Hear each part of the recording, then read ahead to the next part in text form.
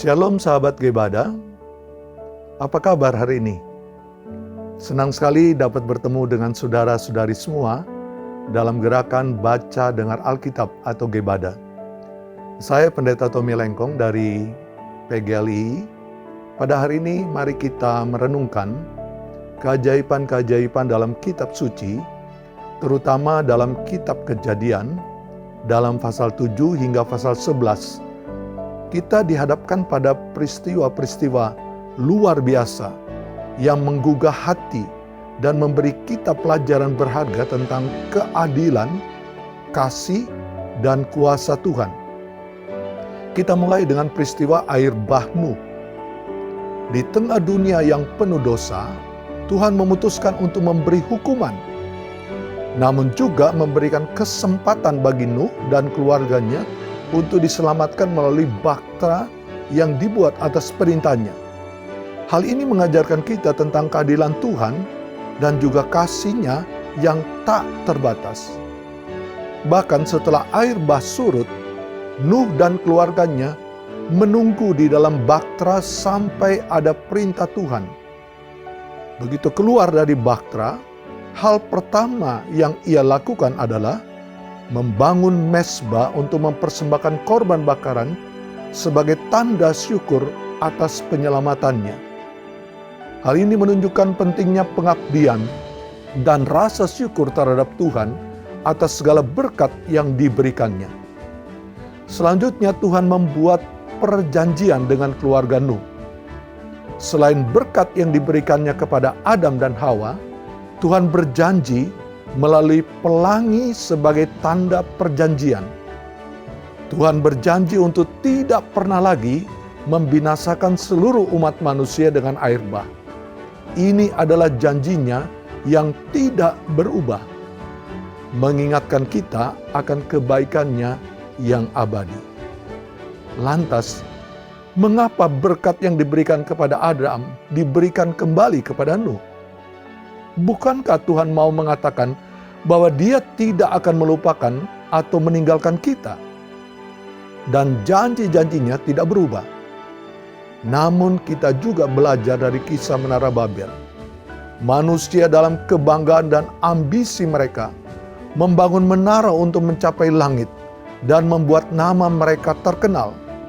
Namun Tuhan menunjukkan kuasa-Nya dengan mengacaukan tutur bahasa manusia. Hal ini menunjukkan bahwa hanya dengan tunduk pada kehendak-Nya, kita akan menemukan kedamaian dan keselamatan sejati.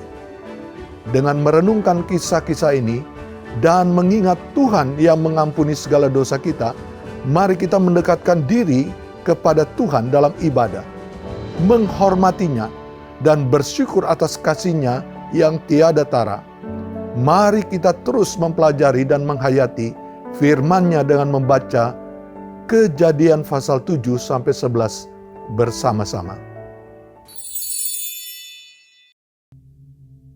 Lalu berfirmanlah Tuhan kepada Nuh, "Masuklah ke dalam bahtera itu, engkau dan seisi rumahmu, sebab engkaulah yang kulihat benar di hadapanku di antara orang zaman ini.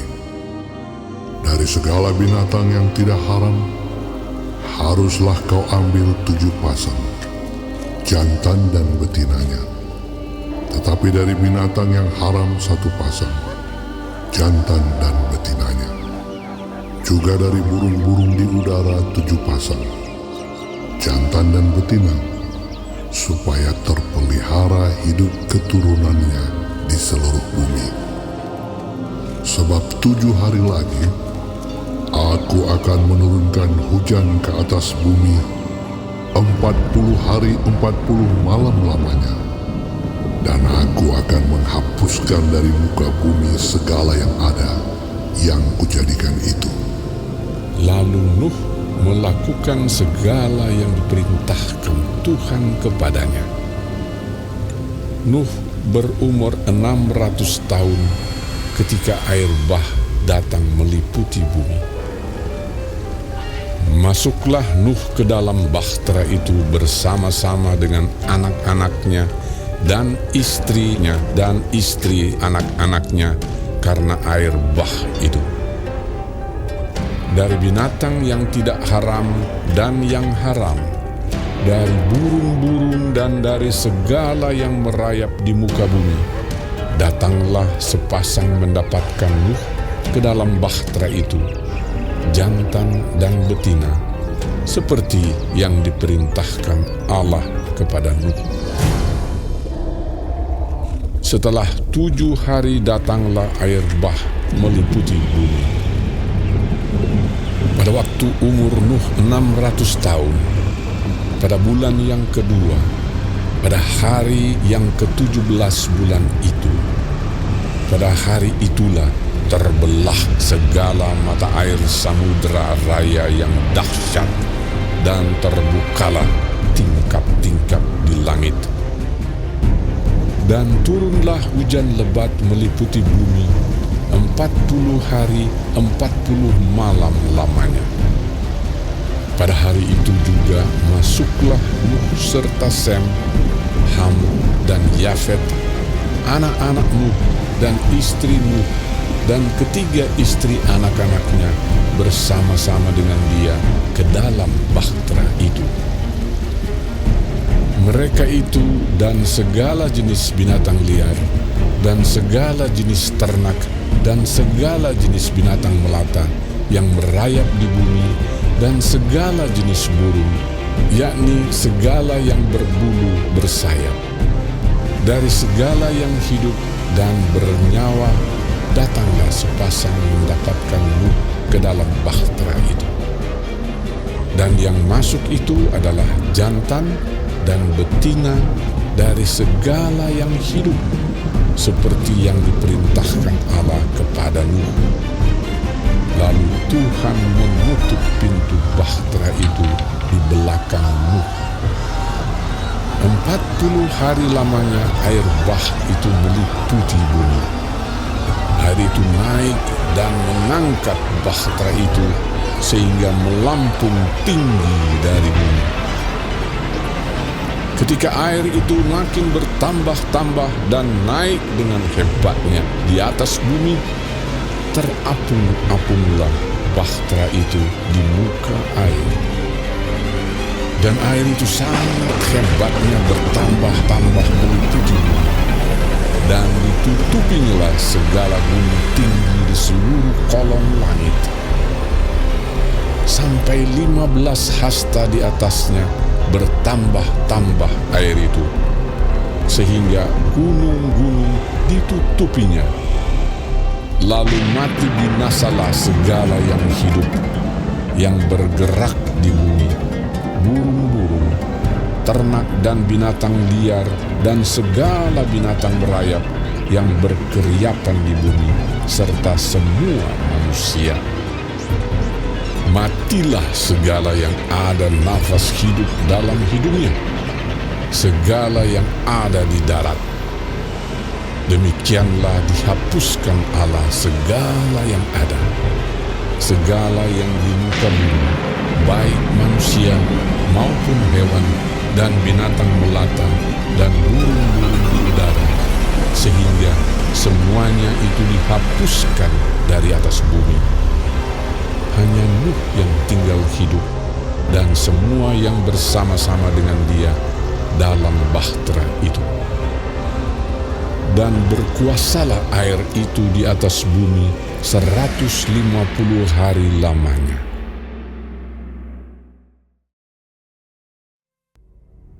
Maka Allah mengingat Nuh dan segala binatang liar dan segala ternak yang bersama-sama dengan dia dalam bahtera itu. Dan Allah membuat angin menghembus melalui bumi, sehingga air itu turun.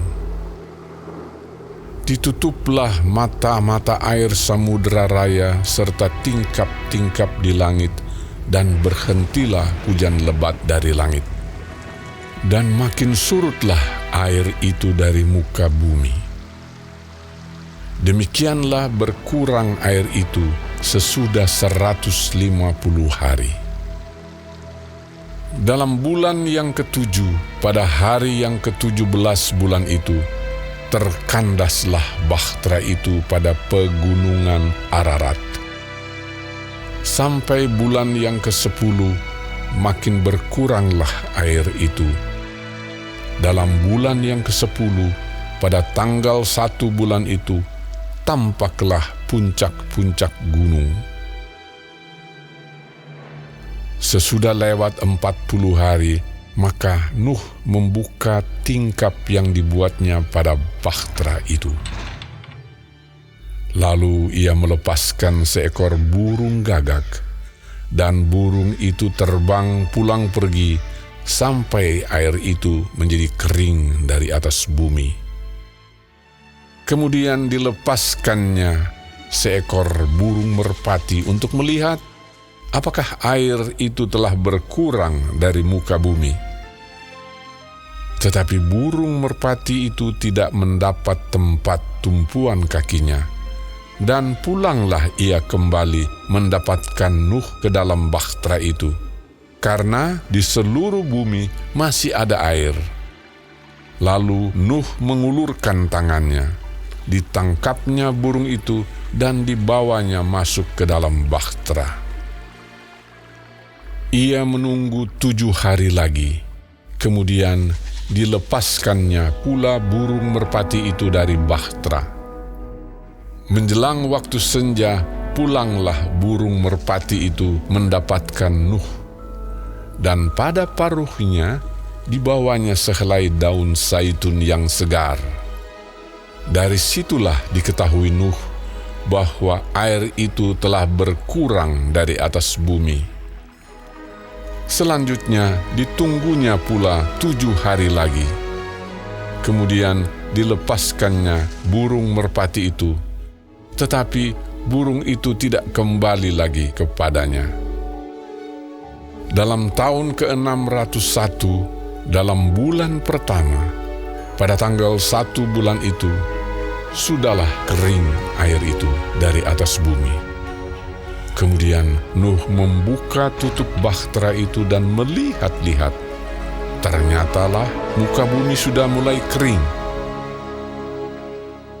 Dalam bulan kedua, pada hari yang ke-27 bulan itu, bumi telah kering. Lalu berfirmanlah Allah kepada Nuh, Keluarlah dari bahtera itu, engkau bersama-sama dengan istrimu, serta anak-anakmu dan istri anak-anakmu. Segala binatang yang bersama-sama dengan engkau, segala yang hidup, burung-burung, hewan, dan segala binatang melata yang merayap di bumi, suruhlah keluar bersama-sama dengan engkau, supaya semuanya itu berkeriapan di bumi, serta berkembang biak dan bertambah banyak di bumi. Lalu keluarlah Nuh bersama-sama dengan anak-anaknya dan istrinya dan istri anak-anaknya. Segala binatang liar, segala binatang melata, dan segala burung, semuanya yang bergerak di bumi, masing-masing menurut jenisnya, keluarlah juga dari bahtera itu. Lalu Nuh mendirikan mezbah bagi Tuhan, dari segala binatang yang tidak haram dan dari segala burung yang tidak haram diambilnyalah beberapa ekor. Lalu ia mempersembahkan korban bakaran di atas mezbah itu. Ketika Tuhan mencium persembahan yang harum itu, berfirmanlah Tuhan dalam hatinya, Aku takkan mengutuk bumi ini lagi karena manusia, sekalipun yang ditimbulkan hatinya adalah jahat dari sejak kecilnya. Dan aku takkan membinasakan lagi segala yang hidup seperti yang telah kulakukan. Selama bumi masih ada, takkan berhenti-henti musim menabur dan menuai, dingin dan panas, kemarau dan hujan, siang dan malam.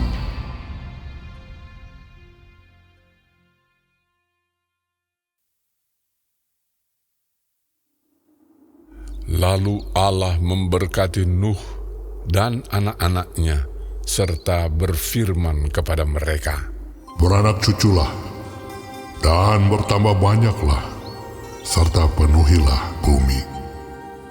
Akan takut dan akan gentar kepadamu segala binatang di bumi dan segala burung di udara. Segala yang bergerak di muka bumi dan segala ikan di laut, ke dalam tanganmu-lah semuanya itu diserahkan. Segala yang bergerak, yang hidup, akan menjadi makananmu. Aku telah memberikan semuanya itu kepadamu, seperti juga tumbuh-tumbuhan hijau. Hanya daging yang masih ada nyawanya, yakni darahnya, janganlah kamu makan. Tetapi mengenai darah kamu, yakni nyawa kamu, aku akan menuntut balasnya. Dari segala binatang aku akan menuntutnya, dan dari setiap manusia aku akan menuntut nyawa sesama manusia. Siapa yang menumpahkan darah manusia, darahnya akan tertumpah oleh manusia. Sebab Allah membuat manusia itu menurut gambarnya sendiri. Dan kamu, beranak cuculah dan bertambah banyak, sehingga tak terbilang jumlahmu di atas bumi. Ya, bertambah banyaklah di atasnya. Berfirmanlah Allah kepada Nuh dan kepada anak-anaknya yang bersama-sama dengan dia. Sesungguhnya aku mengadakan perjanjianku dengan kamu dan dengan keturunanmu, dan dengan segala makhluk hidup yang bersama-sama dengan kamu, burung-burung, ternak dan binatang-binatang liar di bumi yang bersama-sama dengan kamu, segala yang keluar dari bahtera itu, segala binatang di bumi. Maka kuadakan perjanjianku dengan kamu, bahwa sejak ini tidak ada yang hidup yang akan dilenyapkan oleh air bah lagi, dan tidak akan ada lagi air bah untuk memusnahkan bumi. Dan Allah berfirman, Inilah tanda perjanjian yang kuadakan antara aku dan kamu, serta segala makhluk yang hidup, yang bersama-sama dengan kamu, turun-temurun, untuk selama-lamanya. Busurku kutaruh di awan, supaya itu menjadi tanda perjanjian antara aku dan bumi. Apabila kemudian kudatangkan awan di atas bumi, dan busur itu tampak di awan, maka aku akan mengingat perjanjianku yang telah ada antara aku dan kamu, serta segala makhluk yang hidup, segala yang bernyawa, sehingga segenap air tidak lagi menjadi air bah untuk memusnahkan segala yang hidup. Jika busur itu ada di awan, maka aku akan melihatnya, sehingga aku mengingat perjanjianku yang kekal antara Allah dan segala makhluk yang hidup, segala makhluk yang ada di bumi. berfirmanlah Allah kepada Nuh, Inilah tanda perjanjian yang kuadakan antara aku dan segala makhluk yang ada di bumi. anak-anak Nuh yang keluar dari bahtera ialah Sem, Ham, dan Yafet. Ham adalah bapa Kanaan. Yang tiga inilah anak-anak Nuh, dan dari mereka inilah tersebar penduduk seluruh bumi. Nuh menjadi petani. Dialah yang mula-mula membuat kebun anggur. Setelah ia minum anggur, mabuklah ia, dan ia telanjang dalam kemahnya. Maka Ham, bapa Kanaan itu, melihat aurat ayahnya, lalu diceritakannya kepada kedua saudaranya di luar. Sesudah itu Sem dan Yafet mengambil sehelai kain dan membentangkannya pada bahu mereka berdua. Lalu mereka berjalan mundur. Mereka menutupi aurat ayahnya sambil berpaling muka, sehingga mereka tidak melihat aurat ayahnya. Setelah Nuh sadar dari mabuknya dan mendengar apa yang dilakukan anak bungsunya kepadanya, berkatalah ia, "Terkutuklah Kanaan, hendaklah ia menjadi hamba yang paling hina bagi saudara-saudaranya. Lagi katanya, Terpujilah Tuhan, Allah Sem, tetapi hendaklah Kanaan menjadi hamba baginya. Allah meluaskan kiranya tempat kediaman Yafet, dan hendaklah ia tinggal dalam kemah-kemah Sem, tetapi hendaklah Kanaan jadi hamba baginya." Nuh masih hidup 350 tahun sesudah air bah. Jadi Nuh mencapai umur 950 tahun lalu ia mati. Inilah keturunan Sem, Ham, dan Yafet, anak-anak Nuh. Setelah air bah itu, lahirlah anak-anak lelaki bagi mereka. Keturunan Yafet ialah Gomer, Magog, Madai, Yawan, Tubal, Mesek, dan Tiras. Keturunan Gomer ialah Askenas, Rifat, dan Togarma. Keturunan Yawan ialah Elisa, Tarsis, orang Kitim, dan orang Dodanim. Dari mereka inilah berpencar bangsa-bangsa daerah pesisir.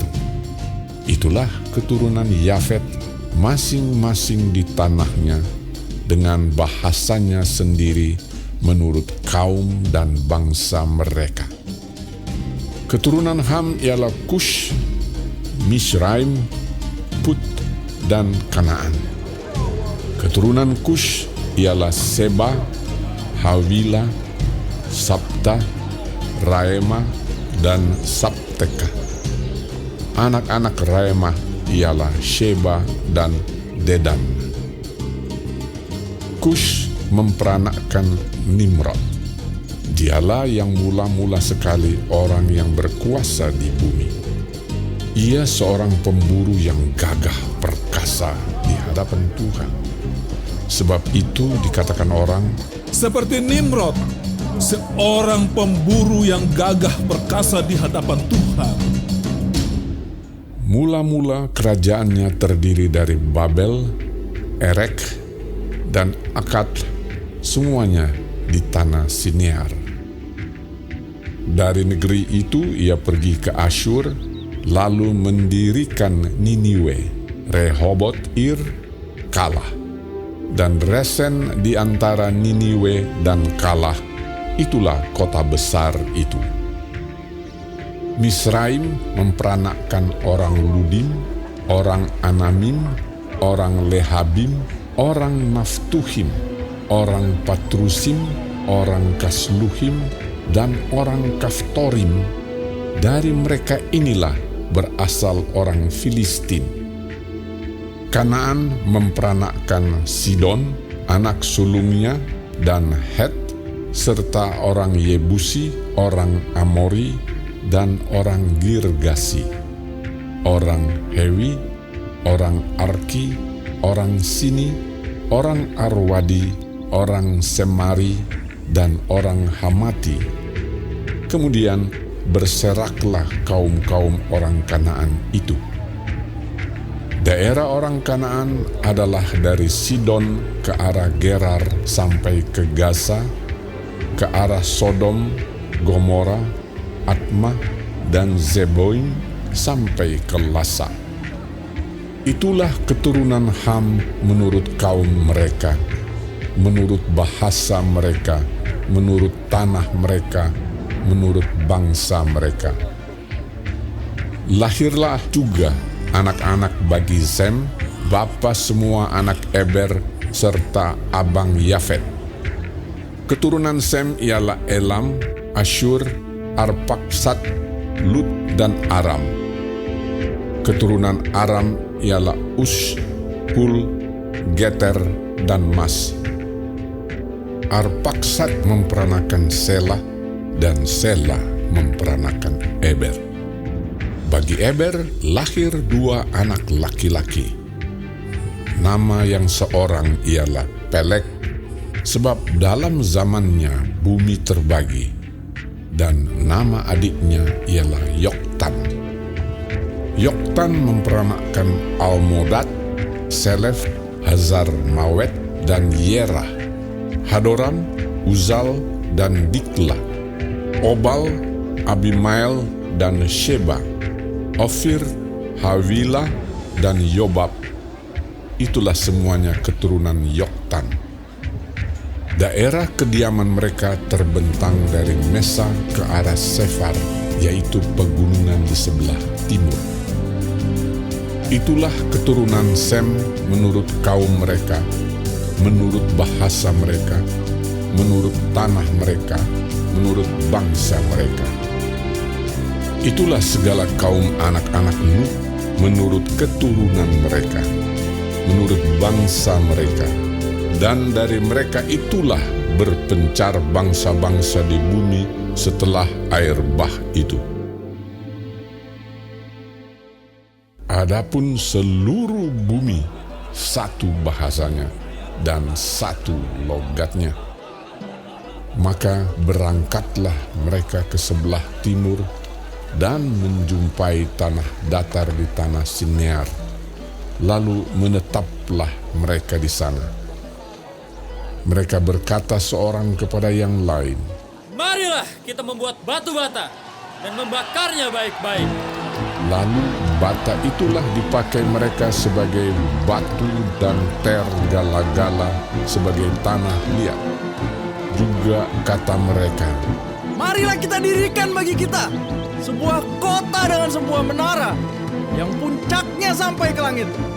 Dan marilah kita cari nama, supaya kita jangan terserak ke seluruh bumi." Lalu turunlah Tuhan untuk melihat kota dan menara yang didirikan oleh anak-anak manusia itu. Dan ia berfirman, Mereka ini satu bangsa dengan satu bahasa untuk semuanya. Ini barulah permulaan usaha mereka.